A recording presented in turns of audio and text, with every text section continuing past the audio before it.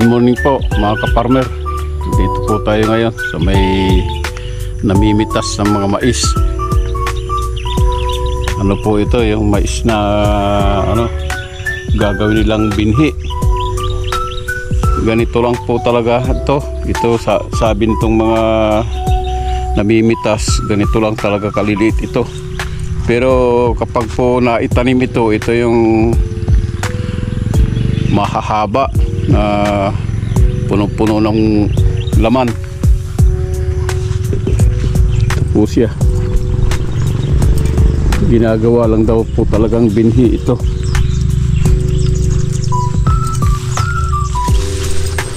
Ito lang po yung nakukuha nila. Kaya lang pag itinanim daw ito yung lumalabas na mga mahahaba na malalaki. Mahal daw po ito, mahal ang per kilo nito.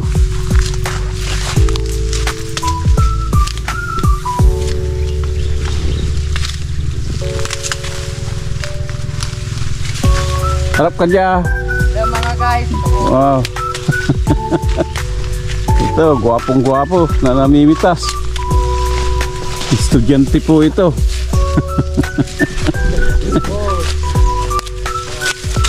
Akin with honor ka, akin at agkadimagoy. Nagpayda kami. Ang kapleda kayo. Mahiyain, nahihiya siya. Ayaw tumingin.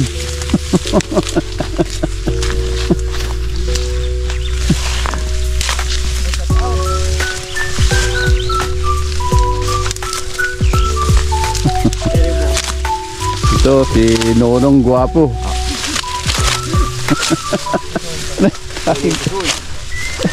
Nonong Guwapo, kung ako akiba naglalak mo na yun. Singaga mo ko. Ahead, ayaw singat po. Ag-kumpronta. Ag-kontento. Kung masabo mo may boss, kaisigyan kita mo. Kinay ko baka yung tagay mo.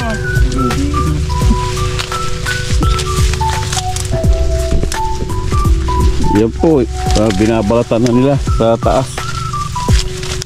Babay nyo ng kwarta airport. Kaliunod si Jan. Kaliunod si... Yan, tingnan to si... Dreng. Hindi. Babay nyo ng kwarta. Baga mo si Green, di tanang sinan may baka mag-check. Pabayar ka ta 2,000 nilibuta. Oh! Luko ako yan. Ano ba yun? Paga. Nakapagwata. Sige, sakso. Dito. Sakso ita. Wala ka lito matabaw.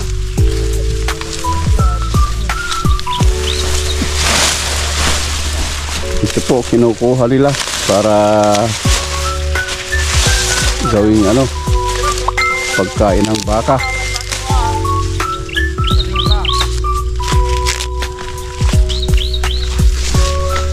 Oh, pumati ka sa mga kababayan mo sa Iloilo. Eh, shout out kayo dyan eh. Oh, magsalita ka ng Tagalog. Ilonggo ah. Ay, Ilonggo. Oh, Hindi lang. sige.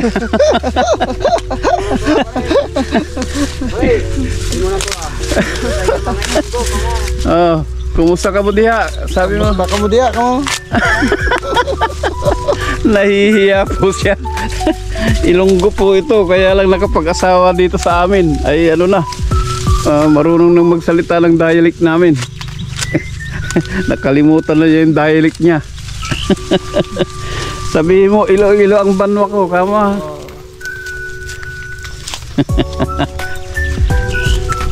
Kata ka nga ng Turagsoy. Okay.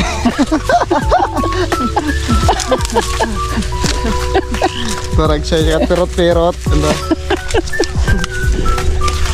Turagsoy, konta. Nag-abot akong mga bisita. Barkada ko sa inuman.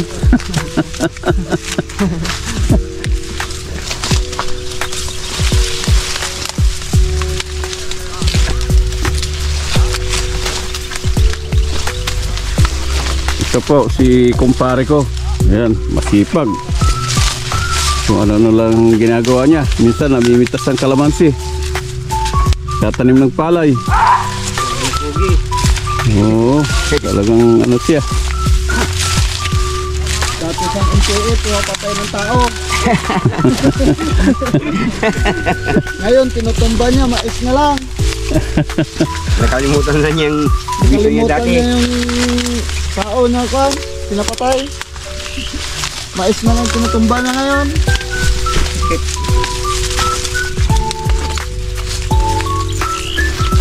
Yan po, dami nilang dami nilang tatabasin hanggang doon pa po.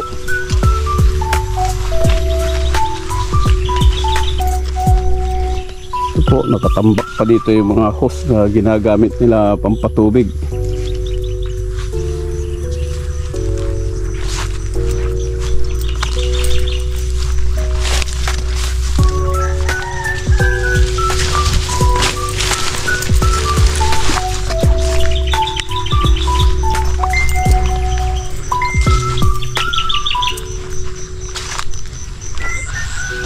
Marami po palang rito, ipil-ipil. Dito pala ako mangunguha ng ipapakain ko sa manok. Mabuti napagawi ako dito.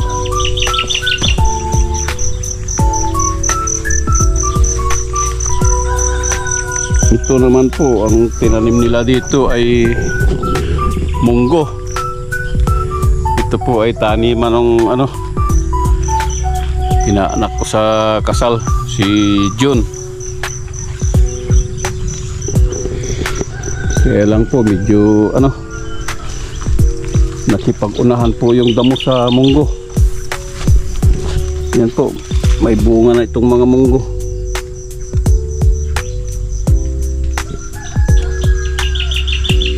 Maliliit lang po yung variety ng munggo na tinatanim nila ngayon. Nawala na po yung hanggang dibdib na munggo. Ito po kasi kahit maliliit, napakasipag pong mamunga. Ang daming bunga. Yan.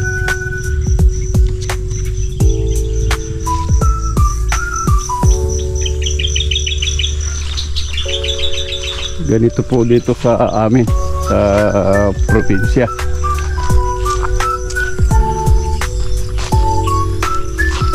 Maganda ang mga tanawin, puro green na green. Kasi po puro agricultural dito sa lugar namin. Medyo malayo lang po sa bayan. Siguro po mga approximately 3 to 4 kilometers bago makarating ng palengke. Pero okay lang po dahil mayroon namang mga sasakyan. Naman pagpupunta ng bayan, nakakapunta naman. Ito po yung mangga na ako, ang daming binabalot nila isa-isa. Napakatyaga po nila. Binabalot po nila yan isa-isa para po maligtas sa mga kulisap.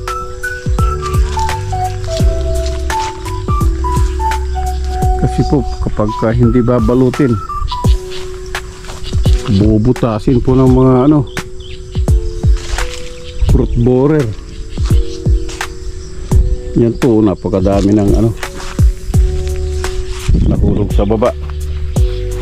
Yan po yung mga hindi nabalot.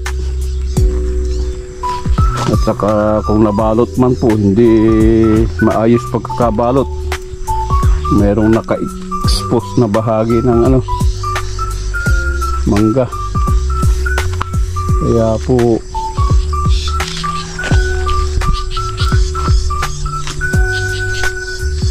pag may na-expose po, hindi nabalutang mabuti, yun po bubutasin ng mga kulisap. Pag nabutas po, wala na, laglag.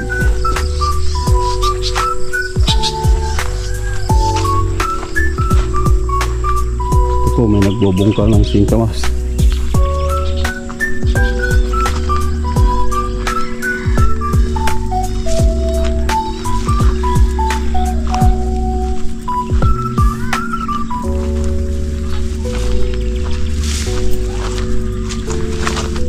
Oh, bet nag-iisa ka? Sigara.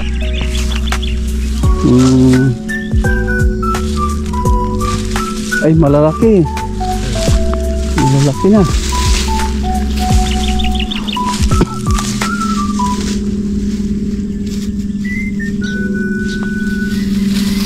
Yan po, mga ano, na kukuwang singkamas. Yan po, lalaki oh. Ano ito, ibibinta pa ito? O gagawin ng patukar? Di maganda yan kapag patukan. Ay malilit lang. Ay malilit lang, dapat patukar. Patukar po, yung sa local language po namin, patukar yung pong ginagawang binhi. Ganito po, itatanim po nila ulit. Tapos dito po kukuha yan ng ano, bunga. Yan. Ito po ang bunga niya. Ganyan lang. Malilit lang pala. Ganyan lang patukar. Kala ko malalaki. Ito, anong pangalan mo? Tingaran mo? Louie. Louie. Tatay mo eh. Jim. Ay, anak ka ba na yung parang Jim?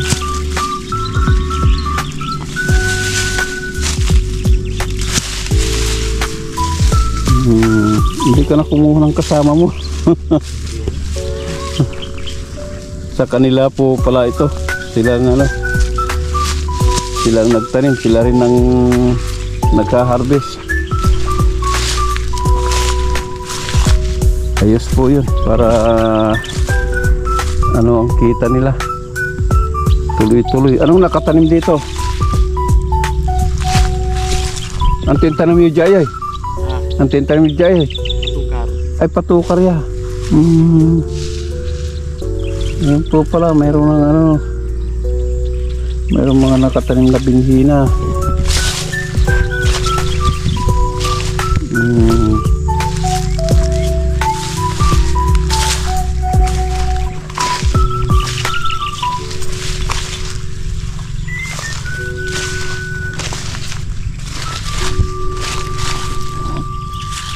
Yan po, ang gagandang mamunga oh.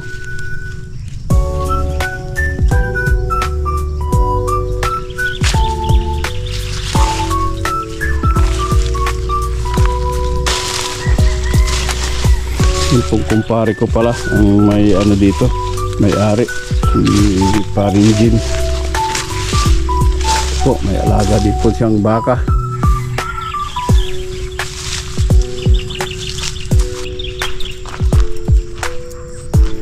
Yun po, mayroong ibon na tagak. Yun, lumipad na.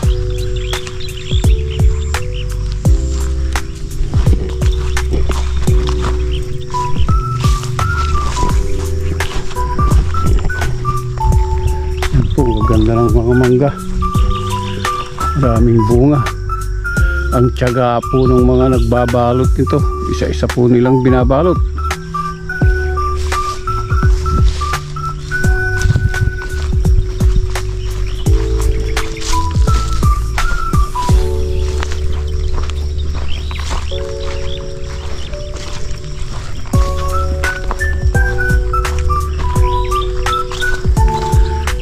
Yan pong nagsasalita kanina na dating NPA daw. Hindi po totoo yun. Nagbibiro lang po. Wala pong insurgency dito sa lugar po namin. Dahil kasi dito po kami sa mga kapatagan. Hindi po sila makakapanatili dito dahil wala silang pagtataguan. Mahuhuli sila lahat. Mahuhuli kagad. Kaya po hindi totoong ano yun. Nagbibiro lang po.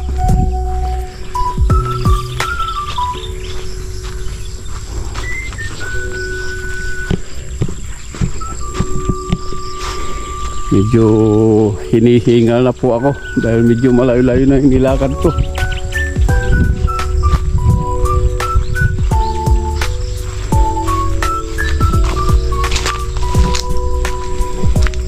Ang ganda ng mga kwan dito pagka tanghaling tapat, dilim na dilim, hindi po masisikip, masisilip ng sikat ng araw. Kapal po ng mga kapal sanga ng mangga, kaya po hindi makatagos yung sikat ng araw.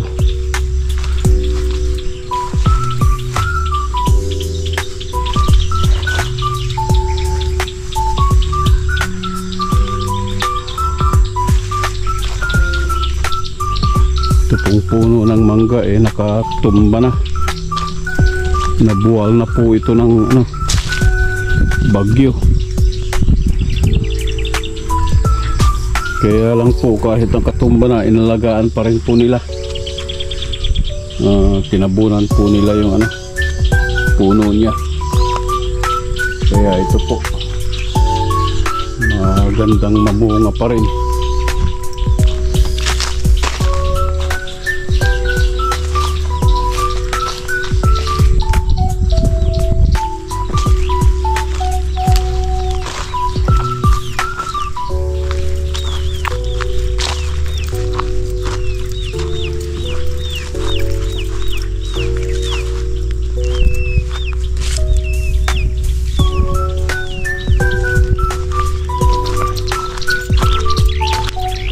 Dito po sa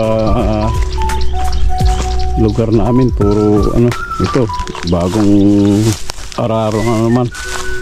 Hindi ko po alam kung anong tinanim nila dito.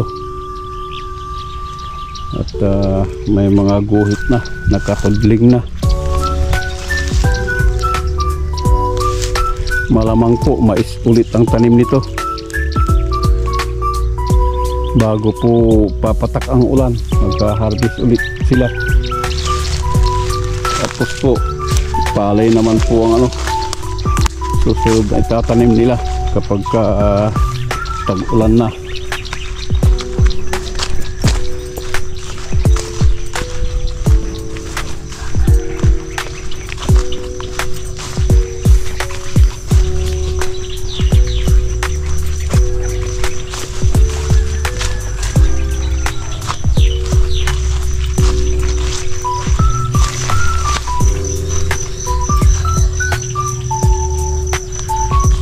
Yan po, babalikan ko itong mga nag-harvest ng mais.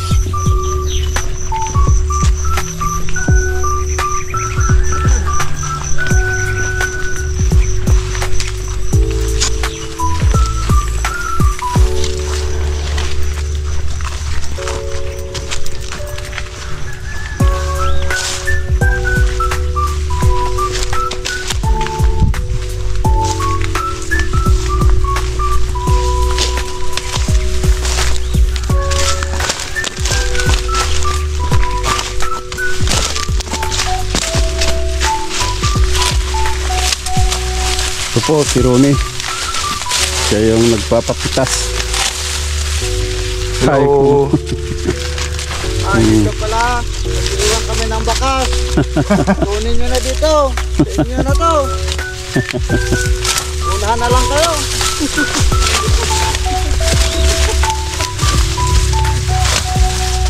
Ito po, pagkain pa rin ng mga alagang hayop, baka, kalabaw.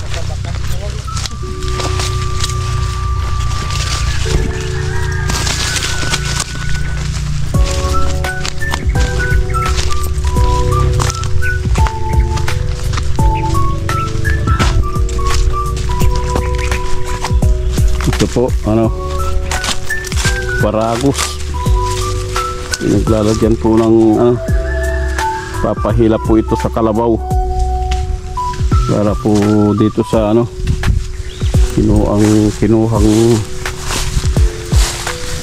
tangkay ng mais, papakain po sa mga hayop. Yan po si kumpare ko. Dami pong alagang baka. Nasa 16 yata na baka. Ito po ang kalabaw na humihila doon sa Paragos.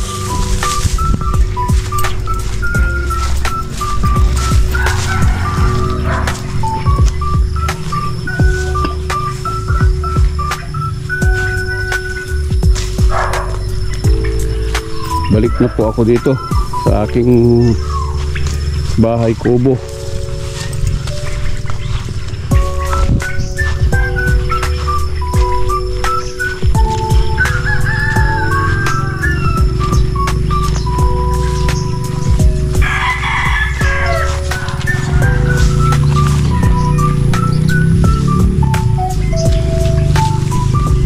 Hanggang dito na lang po mga kaparmer. Please share, like and subscribe po sa aking channel. Maraming salamat po.